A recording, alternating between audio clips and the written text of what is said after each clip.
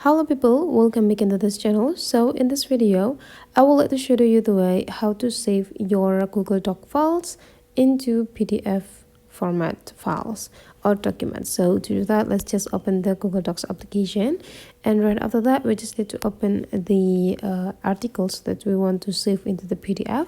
And here is the articles, and the next thing you need to do is just go click these three small dots on the top right corner, and you just need to go for share and export over here, and you just need to go click print. And now the system will preparing the print setting of these articles. And the next thing you need to do is just make sure that every pages here have been included.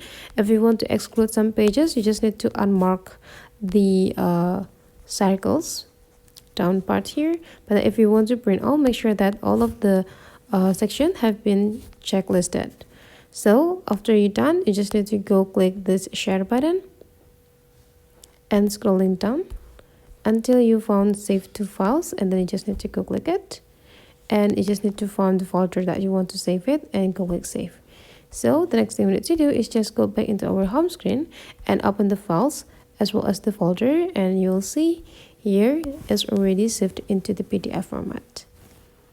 So that is the way how to export your Google Docs document become a PDF documents here.